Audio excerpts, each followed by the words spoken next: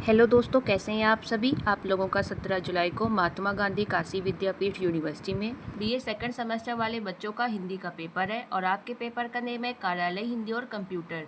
दोस्तों, इस पेपर की एक क्लास मैं पहले ही अपलोड कर चुकी हूँ, उसको आप ज़रूर देख लीजिएगा। ये आपकी दूसरी क्लास है। टोटल मैं 4 क्लासेस अपलोड करूँगी और वीडियो की स्टार्टिंग में ही मैं आपको बता देती हूँ कि आप चारों वीडियो देख के चले जाइएगा और 10,000% मेरी गारंटी है। आपका जितना मन हो उतने परसेंट गारंटी ले लीजिए कि 80% पेपर आपका मेरे इन चारों वीडियो से आराम से फंस जाएगा। ये मैं आपको लिखित तौर पे दे रही हूँ, लेकिन आप चारों वीडियो देख के जाइएगा। अगर आपने एक भी वीडियो स्किप कर दिया तो मेरी कोई भी गारंटी नहीं है, क्योंकि मैं आपका सारा सिलेबस के अकॉर्डिंग सारे क्वेश्चंस करा रही हूँ। एक भी वीडियो छोड़ा तो आपके बहुत सारे क्वेश्चन मिस हो जाएंगे। देखिए, आपका पहला पेपर है 17 तारीख को। एक बार भरोसा करके सारे वीडियो देख के चले जाइए। अगर आपके पास बहुत अच्छा सोर्स है तब भी आप टाइम निकाल के 4 घंटे का मेरे वीडियोस देख के चले जाइए, तभी आपको पता चलेगा कि मेरे वीडियो से कितने क्वेश्चन आपके पेपर में फंस रहे हैं। और मैं चारों वीडियो की एक प्लेलिस्ट बना दूंगी, तो आपको कहीं भी वीडियो ढूंढने में दिक्कत नहीं होगी। आप आराम से प्लेलिस्ट में चले जाइएगा और सबसे पहले नंबर पे आपको इसकी प्लेलिस्ट मिल जाएगी। और हर वीडियो के कमेंट बॉक्स में और डिस्क्रिप्शन बॉक्स में मैं सारे वीडियोस की आपको लिंक दे दूंगी, तो आप वहाँ भी जाके आराम से देख सकते हैं। अब चलिए हम लोग अपने क्वेश्चंस की तरफ चलते हैं। दोस्तों, आपको पीछे बैकग्राउंड में एक आवाज़ आ रही होगी और वो मेरे पड़ोस में एक प्रोग्राम हो रहा है, उसकी आवाज़ है। मैं कोशिश करूँगी कि आपको कम से कम आवाज़ आए, लेकिन थोड़ी बहुत तो आवाज़ आएगी, उसके लिए सॉरी। अब चलिए हम लोग अपने क्वेश्चंस की तरफ चलते हैं। हमारा फर्स्ट क्वेश्चन है, सरकारी पत्र किसे कहते हैं। तो पहले मैं आपको सरल भाषा में बता देती हूँ कि जितने भी सरकारी विभाग होते हैं, कार्यालय होते हैं, उनके बीच जो आदान प्रदान किया जाता है सूचनाओं का, वो पत्रों के माध्यम से किया जाता है। तो उन्हीं पत्रों को क्या कहा जाता है, आपके सरकारी पत्र। और ये पत्र आपके वैधानिक प्रमाण के लिए भी सुरक्षित रखे जा सकते हैं, एक तरीके से आप समझिए सबूत के तौर पे। अब आप इसका आंसर देख लीजिए कि आप लिखेंगे क्या। सरकारी पत्र वह आधिकारिक और औपचारिक दस्तावेज होते हैं जिनका उपयोग सरकारी विभागों, मंत्रालयों और कार्यालयों के बीच सूचनाओं, नीतियों, निर्णयों या निर्देशों के आदान प्रदान के लिए किया जाता है। ये पत्र पूरी तरह से औपचारिक होते हैं और इन्हें भविष्य के लिए आधिकारिक रिकॉर्ड या वैधानिक प्रमाण के रूप में सुरक्षित रखा जाता है।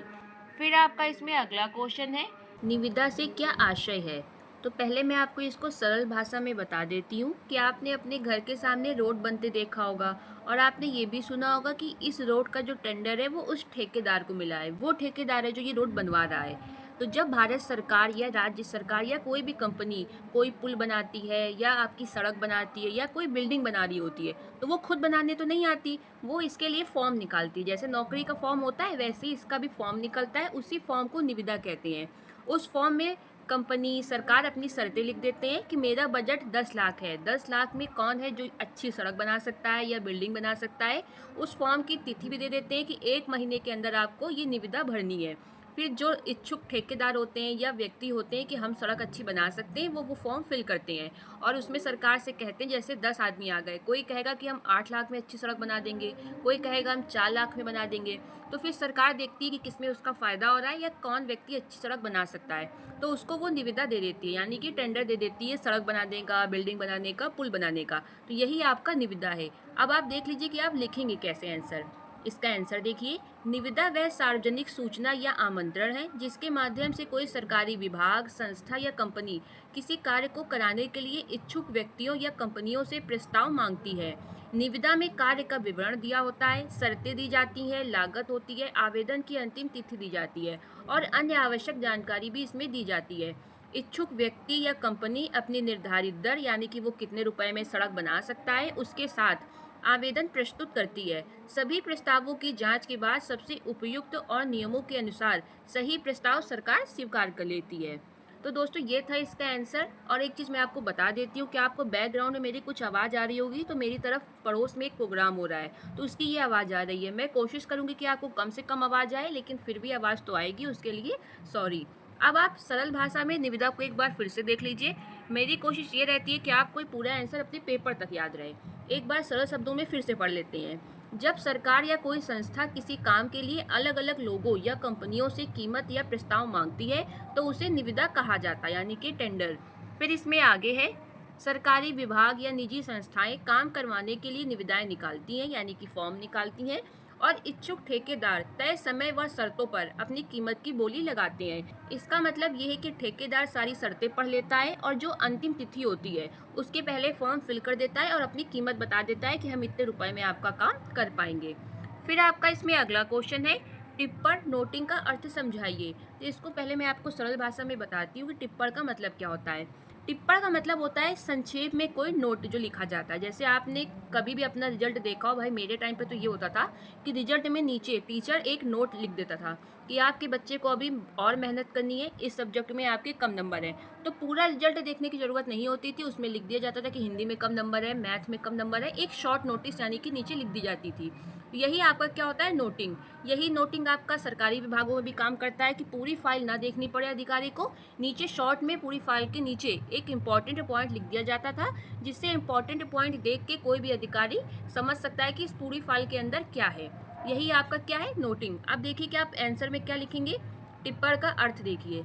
टिप्पण का अर्थ है कार्यालय की किसी पत्र, फाइल या आवेदन पर उससे संबंधित मुख्य बातों को संक्षेप, स्पष्ट और क्रमबद्ध रूप में लिखना, ताकि अधिकारी उस विषय को आसानी से समझकर शीघ्र और उचित निर्णय ले सके। इसलिए टिप्पण की जो भाषा है वो सरल, स्पष्ट, संक्षिप्त और तथ्यपूर्ण होनी चाहिए। अब मैं आपको इसका एक एग्जाम्पल दे देती हूँ जो कि बहुत इंपॉर्टेंट है। अगर आप अपने पेपर में ये एग्जाम्पल लिख के आते हैं तो एग्जामिनर आपको 1 नंबर तो एक्स्ट्रा ज़रूर देगा।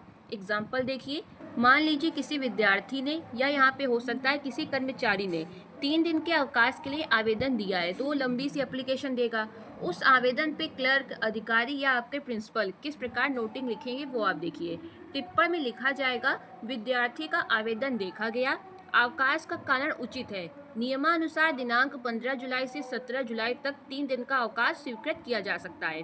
तो इस प्रकार पूरा जो एप्लीकेशन है वो फिर से देखने की जरूरत नहीं पड़ेगी। अगर कोई छोटा अधिकारी है तो वो उसमें ये टिप्पण लिख देगा और बड़ा अधिकारी इस टिप्पणी को पढ़ के उस एप्लीकेशन में कह देगा कि हाँ ये स्वीकार है, आपको छुट्टी दी जाएगी। ये होता है आपका टिप्पण। अब इसको एक बार सरल शब्दों में जरूर देख लीजिए। फाइल या आवेदन पर क्लर्क या अधिकारी द्वारा निर्णय लेने के लिए लिखी गई संक्षिप्त और आधिकारिक टिप्पणी को टिप्पण कहते हैं। ये कार्यालयी कार्यों को सुचारू रूप से आगे बढ़ाने में सहायता करती है। फिर आपका इसमें अगला क्वेश्चन है, पल्लवन से आप क्या समझते हैं। तो पल्लवन का मतलब होता है किसी छोटी चीज को विस्तार से लिखना। अब आप इसका आंसर देख लीजिए। पल्लवन का शाब्दिक अर्थ है विस्तार करना या फैलाना। इसमें किसी छोटे वाक्य, सूक्ति, विचार या कहावत को विस्तार से सरल और स्पष्ट रूप में लिखने की प्रक्रिया को ही पल्लवन कहते हैं। इसे भाव विस्तारण भी कहते हैं। इसमें मूल भाव को बदले बिना उसके अर्थ को समझाया जाता है ताकि पाठक उसे आसानी से समझ सके। ये संक्षेपण की ठीक विपरीत प्रक्रिया है। संक्षेपण में आपका ये होता है कि बड़ी चीज को छोटे रूप में लिखना होता है। जैसे आपने 9th 10th क्लास में हिंदी में ये किया होगा कि आपको एक लाइन की सूक्ति दी जाती थी और कहा जाता था कि इसका पूरा अर्थ लिखिए, तो फिर आप वो अर्थ लगभग 8 से 9 लाइन में लिखते थे। तो ये क्या हो गया आपका पल्लवन। लेकिन उन्हीं 8-9 लाइन को छोटा करके 2 लाइन में लिखना आपका संक्षेपण कहलाता है। संक्षेपण देखिए, इसके शब्द से ही आपको समझ आ रहा है संक्षेप करना। फिर आपका इसमें एग्जाम्पल देख लीजिए जो कि बहुत इंपॉर्टेंट है। पल्लवन का ये उदाहरण है, जैसे आपको एक सूक्ति दे दी गई, समय अमूल्य है। तो अब आप इसका पल्लवन कैसे करेंगे। पल्लवन में आप लिखेंगे, समय हमारे जीवन की सबसे कीमती संपत्ति है। एक बार बीता हुआ समय कभी वापस नहीं आता, इसलिए हमें समय का सदुपयोग करना चाहिए और हर एक कार्य समय पे करना चाहिए। समय का सही उपयोग करने वाला व्यक्ति जीवन में सफलता प्राप्त करता है। तो इस तरह आपका पल्लवन किया जाता है, यानी कि विस्तार में लिखा जाता है। सूक्ति आपको सिर्फ इतनी दी गई और आपने इतना लिख दिया 4 लाइन का। अब आपका इसमें जो दूसरा एग्जाम्पल है इसका आप स्क्रीनशॉट ले लें और इसको पढ़ लीजिएगा। सिर्फ मेरा काम ये है कि आपको समझ आ जाए, इसलिए मैंने आपको ये 2 एग्जाम्पल दिए हैं। अब आप एक बार सरल शब्दों में पल्लवन को फिर से देख लीजिए। किसी छोटे विचार को उसके पूरे अर्थ के साथ विस्तार से लिखना आपका पल्लवन कहलाता है। फिर आपका इसमें अगला क्वेश्चन है, प्रतिवेदन किसे कहते हैं। प्रतिवेदन किसे कहते हैं। तो पहले मैं आपको सरल भाषा में बता देती हूँ कि प्रतिवेदन है क्या। तो प्रतिवेदन को इंग्लिश में क्या कहते हैं, रिपोर्ट। आपने कई बार मूवी और सीरियल में देखा होगा कि जो बड़ी बड़ी कंपनियों के मालिक होते हैं वो अपने एम्प्लॉय से क्या कहते हैं कि जो आज मीटिंग हुई है मुझे उसकी रिपोर्ट 1 घंटे के अंदर चाहिए, यानी कि जो मीटिंग हो चुकी है उसकी रिपोर्ट इनको चाहिए। तो जो मीटिंग होती है उसमें जितने भी इंपॉर्टेंट पॉइंट होते हैं उनको एक कागज में जो लिख के मालिक को दी जाती है, वही आपकी क्या होती है, रिपोर्ट। जैसे आपने देखा होगा जब कोई घटना घट जाती है तो पुलिस फिर उसकी रिपोर्ट प्रस्तुत करती है, यानी कि पूरी पूरी जो घटना होती है उसकी अच्छे से छानबीन करने के बाद जो इम्पोर्टेंट पॉइंट लिखे जाते हैं वही आपकी क्या होती है, रिपोर्ट। अब आप आंसर देखिए कि आप आंसर में लिखेंगे क्या। प्रतिवेदन किसी घटना, कार्य योजना, समारोह या किसी विषय की विस्तृत छानबीन के बाद तैयार किया गया एक क्रमबद्ध और संक्षिप्त लिखित विवरण है। इसका उद्देश्य संबंधित अधिकारी, संस्था या संगठन को पूरी जानकारी देना होता है। प्रतिवेदन में केवल वास्तविक तथ्य लिखे जाते हैं, व्यक्तिगत विचार या भावनाएं नहीं। तो ये था आपका प्रतिवेदन। एक बार इसको भी सरल भाषा में देख लीजिए। सरल भाषा में देखिए, किसी घटना या कार्य का सही, संक्षिप्त और क्रमबद्ध लिखित विवरण ही आपका प्रतिवेदन कहलाता है। अब आप इसका एक एग्जाम्पल देख लीजिए तो आपको अच्छे से और समझ आ जाएगा। यदि किसी विद्यालय में वृक्षारोपण का कार्यक्रम आयोजित किया गया है तो अब आप उसकी रिपोर्ट में क्या क्या लिखेंगे, यानी कि आपको प्रिंसिपल को वो रिपोर्ट देनी है तो आप कैसे देंगे। तो उसमें आपका क्या लिखा जाएगा कि कितने पौधे लगाए गए, कौन कौन उस प्रोग्राम में उपस्थित रहा, कितने टीचर आए, कितने बच्चे उपस्थित हुए, कार्यक्रम कैसे संपन्न हुआ। इन सभी बातों का जो लिखित विवरण होता है यही आपका प्रतिवेदन यानी कि रिपोर्ट कहलाता है। फिर आपका इसमें अगला क्वेश्चन है, कंप्यूटर का पूर्ण रूप लिखिए, यानी कि फुल फॉर्म आपसे पूछ रहा है। तो आप पहले आंसर में क्या लिखेंगे। कंप्यूटर एक इलेक्ट्रॉनिक मशीन है जो दिए गए निर्देशों के अनुसार गणना करती है, डेटा को संसाधित करती है और परिणाम प्रदान करती है। ये शब्द आपका लैटिन भाषा के कंप्यूटरे से बना है जिसका अर्थ है गणना करना। अब आप इसका फुल फॉर्म देख लीजिए। ये मैंने लिख दिया है कंप्यूटर, आप इसका फुल फॉर्म देख लीजिए, यानी कि आप इसका स्क्रीनशॉट जरूर कर लीजिएगा और इसको एक दो बार जरूर देख लीजिएगा। फिर आपका इसमें अगला क्वेश्चन है, वेबसाइट का क्या अर्थ है। इसका आंसर देखिए। वेबसाइट इंटरनेट पर आपस में जुड़े हुए वेब पेजों का एक समूह होता है। ये किसी व्यक्ति, कंपनी या संस्था का एक डिजिटल पता या स्थान होता है, जैसे आपका google.com। इस लाइन का मतलब ये है जैसे आपकी यूनिवर्सिटी कौन सी है, महात्मा गांधी काशी विद्यापीठ, तो इसकी खुद की भी कोई एक वेबसाइट होगी ना जहाँ आप अपनी डेट शीट देखते हैं, जहाँ पे आप अपना सिलेबस देखते हैं। तो वही जो वेबसाइट है वही क्या हुआ, आपकी यूनिवर्सिटी का डिजिटल पता। यही इस लाइन का मतलब है। अब आप इसमें आगे देखिए, जहां आपके टेक्स्ट, इमेजेस और वीडियोस के रूप में जानकारी उपलब्ध होती है। वेबसाइट के माध्यम से लोग जानकारी पढ़ सकते हैं, चित्र, वीडियो देख सकते हैं और विभिन्न ऑनलाइन सेवाओं का उपयोग कर सकते हैं। इसे इंटरनेट ब्राउजर के माध्यम से एक्सेस किया जाता है, यानी कि इंटरनेट के थ्रू आप इसका यूज़ कर सकते हैं। फिर आपका इसमें आगे है, सरल शब्दों में देख लीजिए। इंटरनेट पर किसी संस्था, कंपनी या व्यक्ति की जानकारी और सेवाएं उपलब्ध कराने वाले वेब पेजों के समूह को वेबसाइट कहा जाता है। इसका एग्जाम्पल देख लीजिए, क्योंकि पेपर में बहुत बार कहता है कि एग्जाम्पल देके समझाइए। उदाहरण के लिए किसी विद्यालय, बैंक, कंपनी या समाचार पत्र की अपनी वेबसाइट होती है जहां उसकी सभी आवश्यक जानकारी उपलब्ध रहती है। जैसे आपका गूगल की कौन सी वेबसाइट है, www.google.com, और विकिपीडिया की आपकी ये वेबसाइट है। फिर आपका इसमें अगला क्वेश्चन है, हिंदी भाषा के विभिन्न फॉन्ट का उल्लेख कीजिए। आंसर देखिए। हिंदी भाषा को कंप्यूटर पर लिखने के लिए विभिन्न फॉन्ट का उपयोग किया जाता है। फॉन्ट का अर्थ है अक्षरों की लिखावट या शैली। हिंदी के प्रमुख फॉन्ट आपके निम्नलिखित हैं। मैंने आपको यहाँ पे 8 फॉन्ट दिए। आप कोशिश करिएगा कि 6 तो आपको याद ही हो जाए। पहला है आपका कृतिदेव, दूसरा है आपका चाणक्य, तीसरा है आपका मंगल, चौथा है आपका अपराजिता, पांचवा है आपका कोकिला, छठा है आपका निर्मला यूआई, सातवां है आपका उत्साह और आठवां है आपका देवलिश। इसके बाद आपको इसमें लिखना है, इनमें मंगल सबसे अधिक प्रचलित फॉन्ट है क्योंकि ये इंटरनेट, कंप्यूटर और मोबाइल में आसानी से चलता है। वहीं कृतिदेव और चाणक्य का उपयोग पहले सरकारी कार्यालयों और हिंदी टाइपिंग में किया जाता था। फिर आपका इसमें अगला क्वेश्चन है, कार्यालय हिंदी के स्वरूप को स्पष्ट कीजिए और ये साहित्य हिंदी से किस तरह से भिन्न है, इसको आपको बताना है। अब इसका आंसर देख लीजिए। सबसे पहले आप हेडिंग डालेंगे कार्यालय हिंदी का स्वरूप। तो कार्यालय हिंदी वह हिंदी है जिसका प्रयोग सरकारी तथा गैर सरकारी कार्यालयों में विभिन्न कार्यों के लिए किया जाता है। इसका उपयोग पत्र, आवेदन, कार्यालय ज्ञापन, आदेश, सूचना, रिपोर्ट, प्रेस विज्ञप्ति, नोटशीट आदि लिखने में होता है। इसकी भाषा आपकी सरल, स्पष्ट, शुद्ध, संक्षिप्त और औपचारिक होती है ताकि हर व्यक्ति उसका अर्थ आसानी से समझ सके। कार्यालय हिंदी का मुख्य उद्देश्य सरकारी कार्यों को सुचारू रूप से, व्यवस्थित और प्रभावी ढंग से पूरा करना होता है। अब आपके क्वेश्चन का जो मेन क्वेश्चन है उसको देखिए, और ये क्वेश्चन पेपर में बहुत बार पूछा जाता है कि कार्यालय हिंदी और साहित्यिक हिंदी में क्या अंतर है। तो आप एक तरफ हेडिंग डालिएगा कार्यालय हिंदी और दूसरी तरफ डालिएगा साहित्यिक हिंदी। तो कार्यालय हिंदी में सबसे पहले देखते हैं सरकारी और कार्यालयी कार्यों में ये प्रयोग होती है, और साहित्यिक हिंदी में देखते हैं ये आपकी साहित्यिक रचना जैसे कहानी, कविता, उपन्यास, नाटक, इनमें ये प्रयोग की जाती है। अब आपका कार्यालयी हिंदी का दूसरा पॉइंट है, भाषा आपकी सरल, स्पष्ट और औपचारिक होती है। साहित्यिक हिंदी में आप दूसरा पॉइंट क्या लिखेंगे? भाषा भावपूर्ण, कलात्मक और प्रभावशाली होती है। फिर आपका तीसरा पॉइंट क्या है कार्यालयी हिंदी का? उद्देश्य सूचना देना और कार्य पूरा करना होता है। साहित्यिक हिंदी का जो उद्देश्य होता है वो मनोरंजन, भावों की अभिव्यक्ति और साहित्य सृजन करना होता है। फिर कार्यालय हिंदी का चौथा पॉइंट क्या है? कार्यालय हिंदी में आपके तथ्य और नियमों का महत्व होता है और साहित्यिक हिंदी में कल्पना, भावनाओं और सौंदर्य का महत्व होता है। फिर आपका पांचवा पॉइंट है, कार्यालय हिंदी में आपका अलंकार और मुहावरों का प्रयोग बिल्कुल नहीं होता। यहाँ पे बहुत कम नहीं, बिल्कुल नगण्य होता है। जबकि आपका साहित्यिक हिंदी में अलंकार, मुहावरे और साहित्यिक शैली का अधिक प्रयोग होता है। तो दोस्तों ये आपके 5 पॉइंट थे कार्यालय हिंदी और साहित्य हिंदी में अंतर। फिर आपका इसमें आगे निष्कर्ष है। देखिए जब भी क्वेश्चन आपका लघु और लॉन्ग में आता है, दीर्घ उत्तरी क्वेश्चन में, तो आप निष्कर्ष जरूर लिखा करिए। कार्यालय हिंदी प्रशासन और कार्यालयों की कार्यभाषा है, जबकि साहित्यिक हिंदी आपकी साहित्य की भाषा है। दोनों का महत्व अपने अपने क्षेत्र में है। कार्यालय हिंदी का उद्देश्य सरकारी कार्यों को सरल और स्पष्ट बनाना है, जबकि साहित्यिक हिंदी का उद्देश्य विचारों, भावनाओं और कल्पना को सुंदर ढंग से व्यक्त करना है। फिर आपका इसमें अगला क्वेश्चन है, संक्षेपण का तात्पर्य स्पष्ट कीजिए। या आपसे पूछ सकता है कि संक्षेपण का क्या अर्थ है।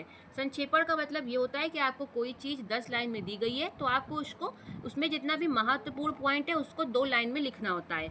अब आप इसका आंसर देखिए। संक्षेपण का अर्थ है किसी बड़े लेख, कहानी, पत्र या भाषण के मूल भाव और आवश्यक तथ्यों को बनाए रखते हुए कम और स्पष्ट शब्दों में प्रस्तुत करना। इसे आमतौर पर मूल पाठ के आकार का लगभग 1/3 होना चाहिए। इसमें अनावश्यक बातों, उदाहरणों और पुनरावृत्ति को हटाकर तथ्यों को क्रमबद्ध किया जाता है, लेकिन मूल आशय आपका नहीं बदलना चाहिए। फिर आपका इसमें आगे है, संक्षेपण का उद्देश्य समय की बचत करना और विषय को संक्षिप्त रूप में समझाना होता है। एक अच्छा संक्षेपण आपका स्पष्ट, सरल, क्रमबद्ध और सारगर्भित होना चाहिए। इसमें केवल महत्वपूर्ण बातें ही लिखी जाती हैं। अब मैं आपको एक एग्जांपल दे देती हूँ, इसको भी आप ज़रूर देख लीजिए।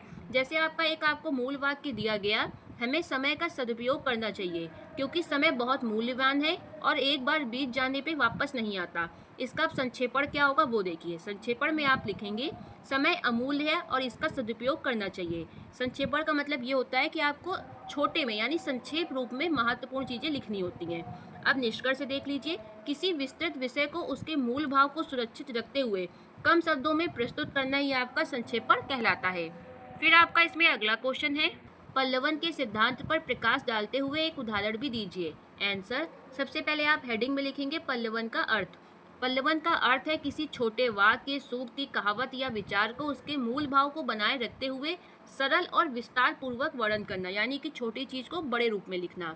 इसमें मुख्य विचार को स्पष्ट रूप से समझाया जाता है ताकि पाठक उसका सही अर्थ आसानी से समझ सके। फिर आपको इसमें आगे लिखना है, पल्लवन के सिद्धांत। पल्लवन करते समय निम्नलिखित बातों का ध्यान रखना चाहिए। पहला पॉइंट है आपका, मूल भाव को बना रहना चाहिए। मूल विचार में आपको इसमें कोई परिवर्तन नहीं करना है। सेकंड पॉइंट है आपका, सरल भाषा का प्रयोग। भाषा आपकी आसान और स्पष्ट होनी चाहिए। तीसरा पॉइंट है आपका, अनावश्यक बातें ना जोड़ें। केवल आपको मुख्य विचार ही लिखना होता है, ऐसा बिल्कुल भी नहीं है कि आपको बड़ा लिखने को कह दिया जाए तो आप कुछ भी उसमें लिखने लगे। फोर्थ पॉइंट है आपका, क्रमबद्ध प्रस्तुति। इसमें आपको लिखना है, विचारों को सही क्रम में लिखना चाहिए। पांचवा पॉइंट है आपका, संक्षिप्त और सारगर्भित। विस्तार हो लेकिन विषय से आपको बाहर नहीं जाना है। छठा पॉइंट है आपका, शुद्ध भाषा। व्याकरण और वर्तनी आपकी एकदम सही होनी चाहिए। इसका एक एग्जाम्पल मैंने दिया है। जैसे आपका एक सूक्ति दी गई, परिश्रम सफलता की कुंजी है, तो इसका आप पल्लवन कैसे करेंगे? आप पल्लवन में लिखेंगे इसमें, जीवन में सफलता प्राप्त करने के लिए परिश्रम सबसे आवश्यक है। कोई भी व्यक्ति बिना मेहनत के अपने लक्ष्य को प्राप्त नहीं कर सकता, इसलिए हमें हमेशा मेहनत करनी चाहिए और अपने कार्य को पूरी लगन से करना चाहिए। इस क्वेश्चन में आपका पिछले साल ये देखिए खुद ही लिखा है कि आपको एक उदाहरण लिखना है, इसलिए जो मैंने 1-2 उदाहरण आपको दिए उनको आप रट के जाइएगा। फिर आप इसमें निष्कर्ष क्या लिखेंगे? पल्लवन का उद्देश्य किसी छोटे विचार को विस्तार से समझाना होता है ताकि उसका वास्तविक अर्थ स्पष्ट हो सके। इसमें मूल भाव को सुरक्षित रखते हुए सरल और प्रभावशाली भाषा का प्रयोग किया जाता है। फिर आपका इसमें अगला क्वेश्चन है, कंप्यूटर के विकास क्रम को स्पष्ट कीजिए। आंसर, कंप्यूटर का विकास क्रम एक क्रमिक प्रक्रिया है। इसके विकास को मुख्य रूप से 5 पीढ़ियों में विभाजित किया गया है।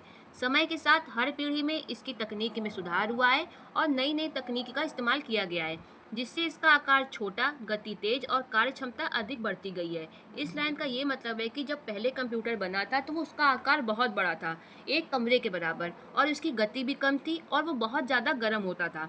लेकिन जैसे जैसे आविष्कार होता गया, कंप्यूटर अब आपके सामने है कि कितना छोटा कंप्यूटर आने लगा है। इस लाइन का यही मतलब है। फिर आप इसमें आगे लिखेंगे, कंप्यूटर का जो विकास का क्रम है और उनकी पीढ़ियां निम्नलिखित हैं। इनकी पीढ़ियों को 5 भागों में बांटा गया है: प्रथम पीढ़ी, द्वितीय, तृतीय, चतुर्थ और पंचम पीढ़ी। सबसे पहले आप हेडिंग में लिखेंगे प्रथम पीढ़ी। इसका समय क्या है? 1940 से 1956। जिस तरीके से मैंने लिखा है आप इसी तरीके से लिखिएगा, तो अगर लॉन्ग में ये क्वेश्चन आएगा तो आपका बहुत पेज में आराम से कवर हो जाएगा, 3 से 4 पेज में। फिर इसमें आप तकनीकी क्या लिखेंगे? वैक्यूम ट्यूब, यानी कि जो आपका प्रथम पीढ़ी में कंप्यूटर बना था उनमें वैक्यूम ट्यूब का इस्तेमाल किया गया था। इसकी विशेषताएं क्या थी? ये कंप्यूटर आकार में बहुत बड़े थे, एक कमरे के बराबर। ये बहुत अधिक गर्मी उत्पन्न करते थे और बिजली की बहुत अधिक मात्रा में ये खपत करते थे। इन्हें ठंडा करने के लिए भारी एयर कंडीशनर की आवश्यकता होती थी।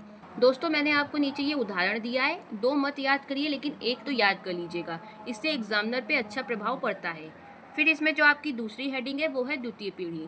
मैंने आपको एग्जाम्पल के तौर पे एक दिखा दिया है कि आप पेपर में इस तरीके से लिखेंगे। अब मैं आपको नीचे थ्योरी के रूप में पढ़ाऊंगी, लिखेंगे लेकिन आप वैसे ही जैसे मैंने आपको प्रथम पीढ़ी दिखाया है। एक बार आप फिर से देख लीजिए प्रथम पीढ़ी से, लेकिन आप लिखिएगा इसी तरीके से हेडिंग डाल के, तो ज़्यादा पेज में आपका आंसर आएगा। अब आप फिर से एक बार स्टार्टिंग से देख लीजिए। आप पहले हेडिंग डालेंगे प्रथम पीढ़ी, जिसका समय था 1940 से 1956। इसमें वैक्यूम ट्यूब का इस्तेमाल किया गया था।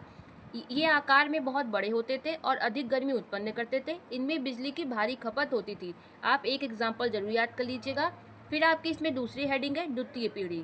ये आपका 1956 से 1963 तक थी। इसमें आपका ट्रांजिस्टर का यूज़ किया गया था। इसमें आप थ्योरी में देख लीजिए, लिखेंगे क्या? इसमें वैक्यूम ट्यूब की जगह ट्रांजिस्टर का इस्तेमाल शुरू हुआ था। ट्रांजिस्टर के उपयोग से कंप्यूटर आकार में आपके छोटे हो गए थे और कम गर्मी उत्पन्न करते थे। पहली पीढ़ी की तुलना में ये कंप्यूटर तेज और अधिक विश्वसनीय थे। ये मैंने 2 एग्जाम्पल दिए, एक आप याद कर लीजिएगा। फिर आपकी इसमें तीसरी हेडिंग है तृतीय पीढ़ी। इसका समय क्या था? 1964 से 1971। इसमें किस तकनीकी का इस्तेमाल हुआ था? इंटीग्रेटेड सर्किट यानी कि आईसी का। अब आप देखिए कि आप लिखेंगे क्या? इसमें कई ट्रांजिस्टर को एक छोटी सी सिलिकॉन चिप में लगाया गया था, जिसे आईसी कहा गया। आईसी का मतलब क्या है? Integrated circuit. जिससे कंप्यूटर की जो गति है वो कई गुना बढ़ गई। ये कंप्यूटर उपयोग में अत्यधिक कुशल और आसान हो गए थे। पहली बार इसमें कीबोर्ड और मॉनिटर का इस्तेमाल शुरू हुआ था। इसका एग्जाम्पल मैंने लिख दिया है, इसको भी आप देख लीजिएगा। फिर आपकी आती है चतुर्थ पीढ़ी। ये आपकी 1971 से वर्तमान तक चल रही है। इसमें आपका माइक्रो प्रोसेसर का इस्तेमाल किया गया था।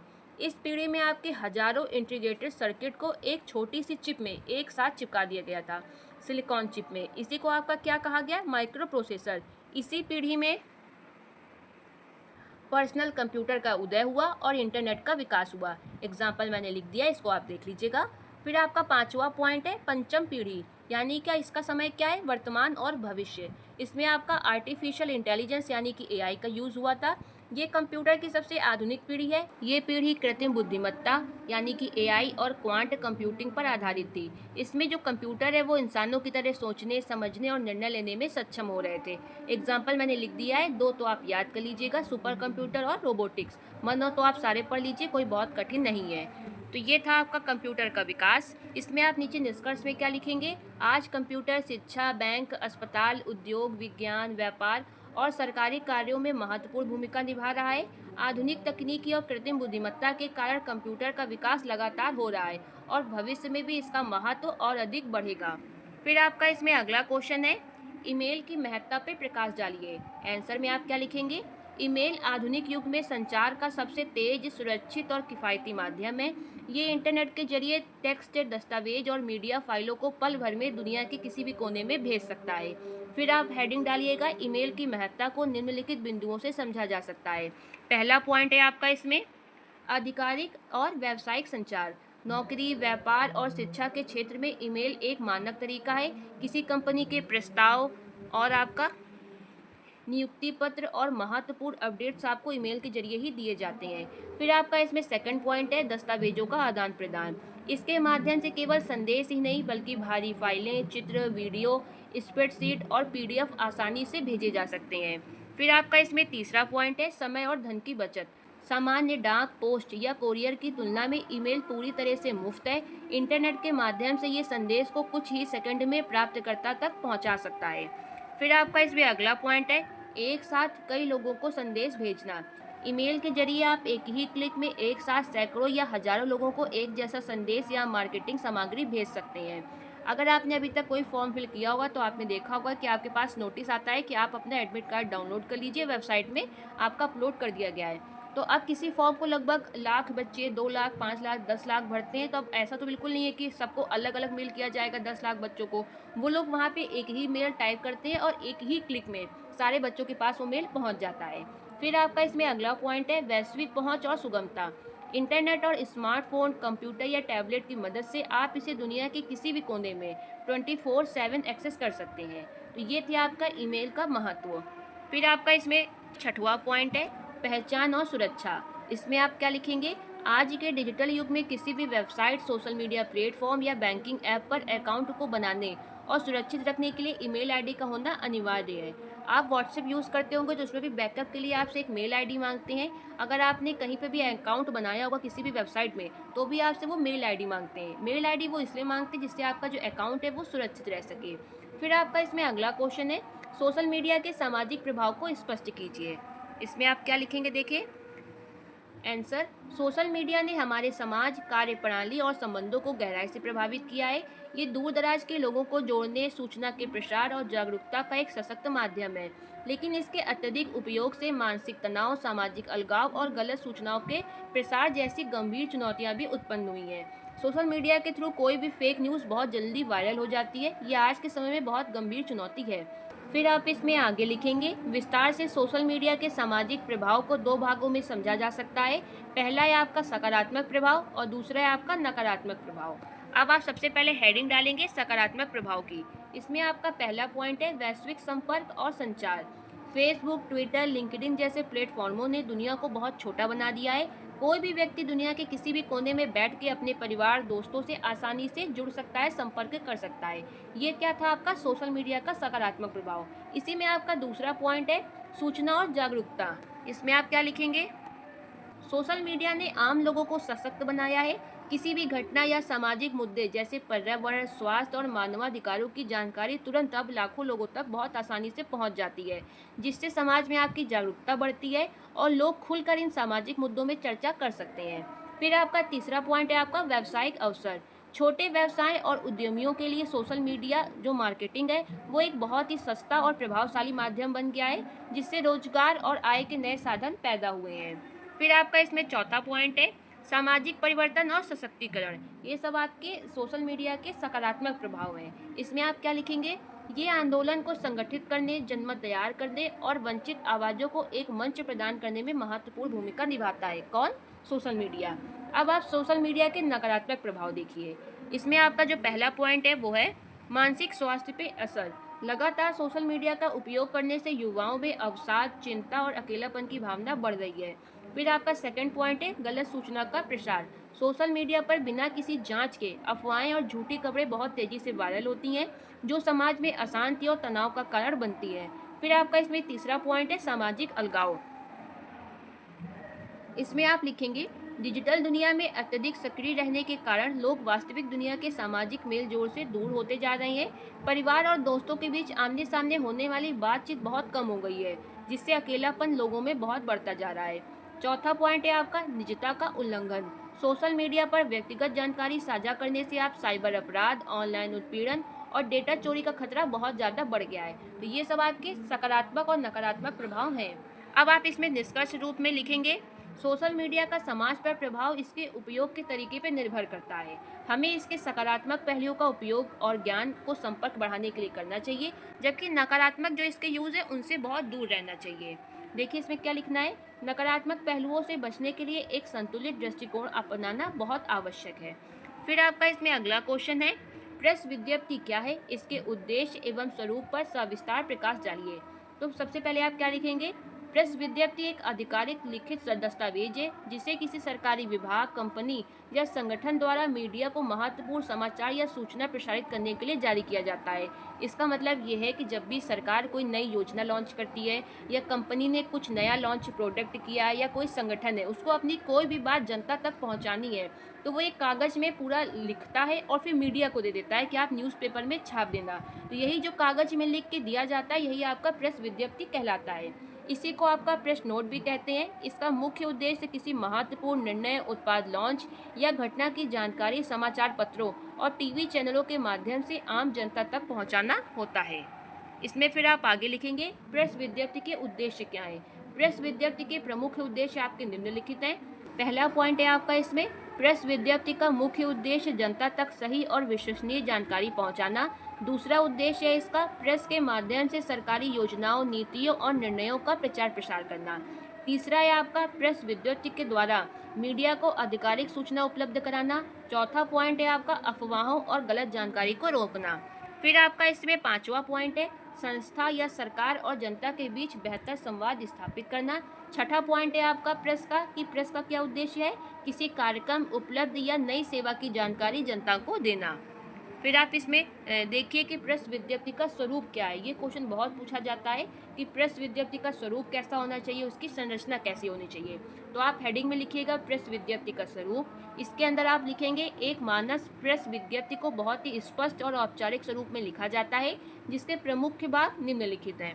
सबसे पहले आप हेडिंग डालेंगे शीर्षक। शीर्षक में आपका प्रेस विज्ञप्ति में शीर्षक आपका सबसे ऊपर होता है जो आपका संक्षिप्त, आकर्षक और समाचार का मुख्य विषय बताने वाला होता है। सेकंड है आपका स्थान और दिनांक। जहां से भी प्रेस विज्ञप्ति जारी करी गई है उसका स्थान लिखना चाहिए और दिनांक लिखना चाहिए कि कब ये जारी करी गई है।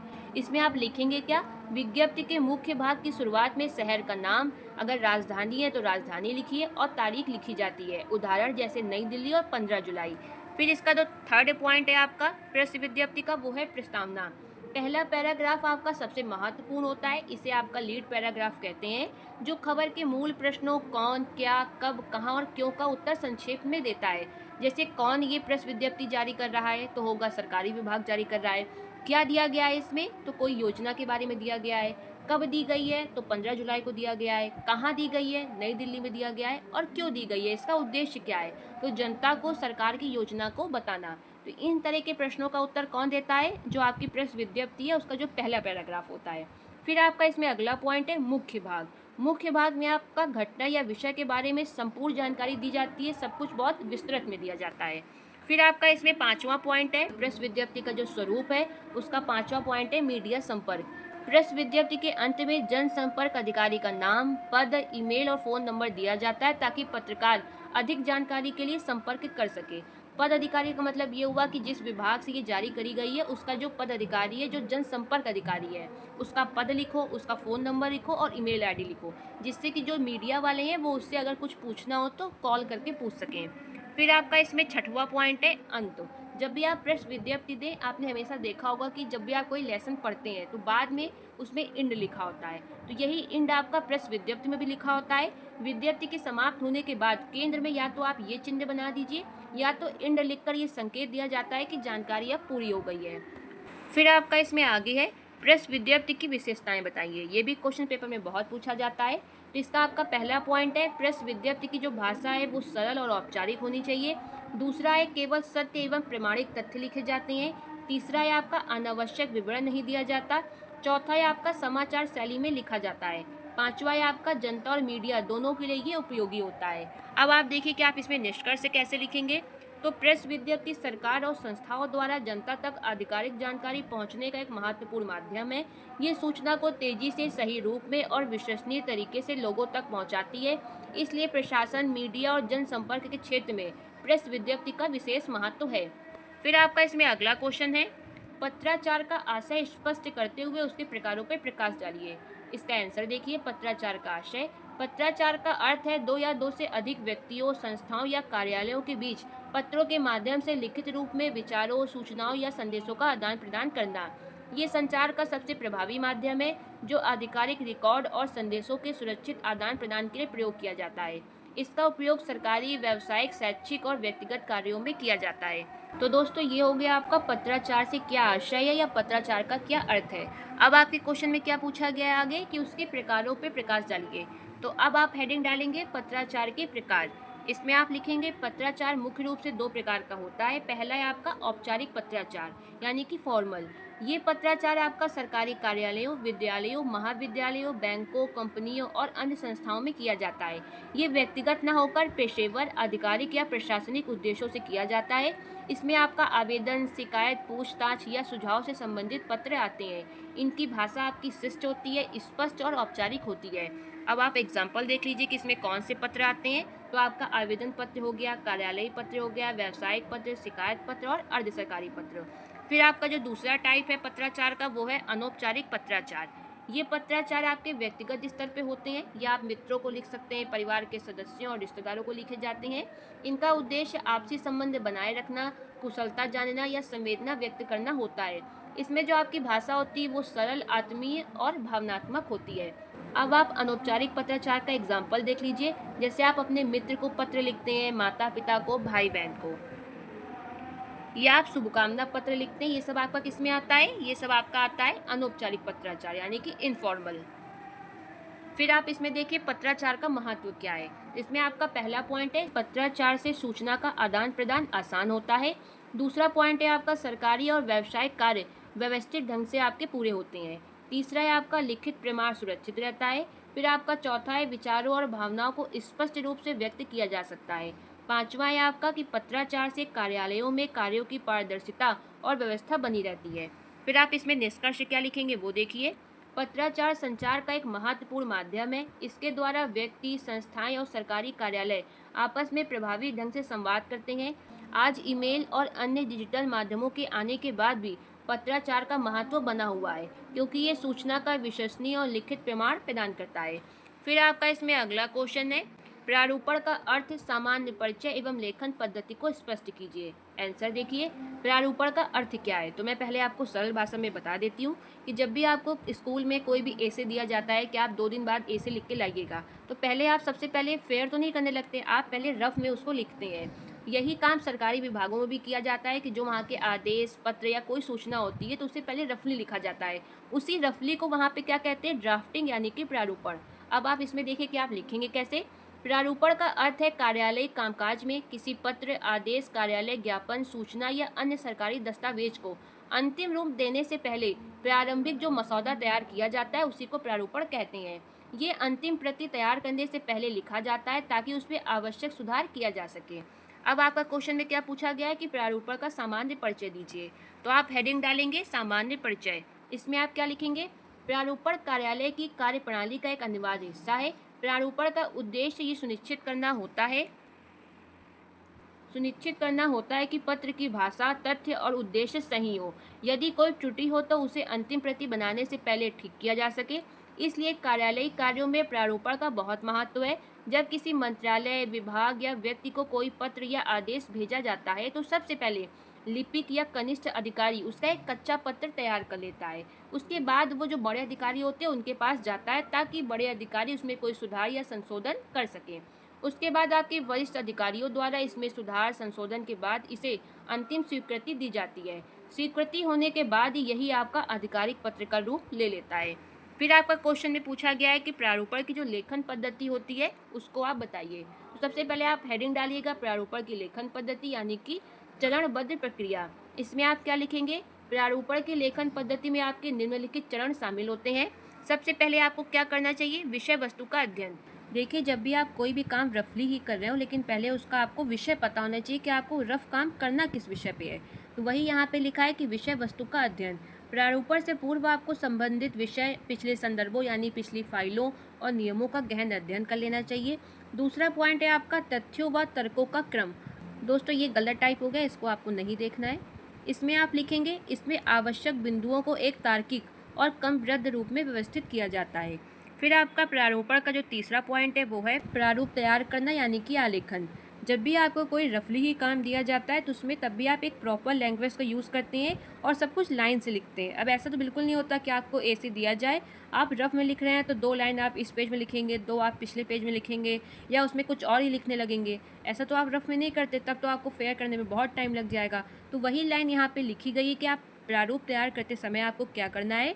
निर्धारित कार्यालयी भाषा, शैली और मानक शब्दावली का उपयोग करते हुए आपको कच्चे पत्र का निर्माण करना है। फिर आपका इसमें चौथा पॉइंट है अनुमोदन और संशोधन। तैयार किए गए प्रारूप को अनुमोदन हेतु सक्षम अधिकारी के पास भेजा जाता है।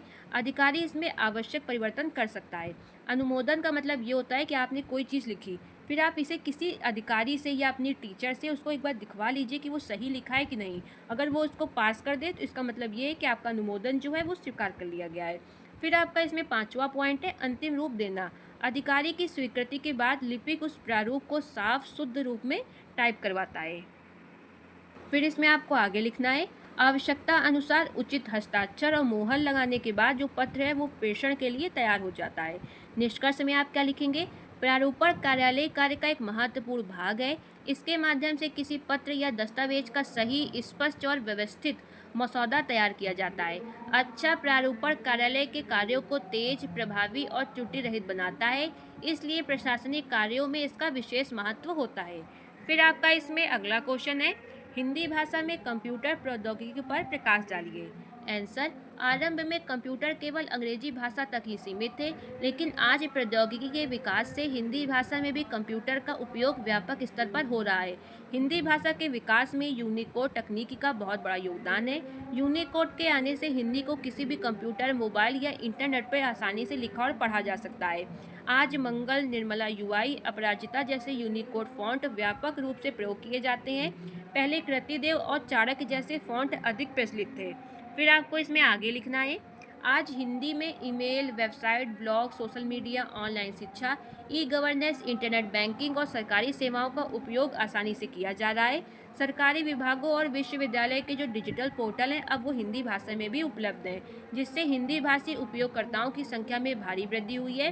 गूगल, माइक्रोसॉफ्ट तथा अन्य तकनीकी कंपनियों ने हिंदी टाइपिंग, वॉइस टाइपिंग, अनुवाद और खोज जैसी सुविधाएं उपलब्ध कराई हैं। इससे हिंदी में काम करना पहले की तुलना में बहुत आसान हो गया है। फिर आपको इसमें आखिरी में निष्कर्ष लिखना है आज कंप्यूटर प्रौद्योगिकी ने हिंदी भाषा को नई पहचान और व्यापक उपयोग दिया है। शिक्षा, प्रशासन, व्यापार, बैंकिंग और संचार जैसे सभी क्षेत्रों में हिंदी का प्रयोग बढ़ रहा है। भविष्य में कृत्रिम बुद्धिमत्ता यानी कि एआई और नई डिजिटल तकनीक के कारण हिंदी का महत्व और अधिक बढ़ेगा। तो ये दोस्तों आज की जो वीडियो थे उनके सारे क्वेश्चन थे। अगर किसी भी क्वेश्चन में कोई भी डाउट हो तो आप मुझे कमेंट ज़रूर करिएगा। बाकी वीडियो देखने के लिए धन्यवाद।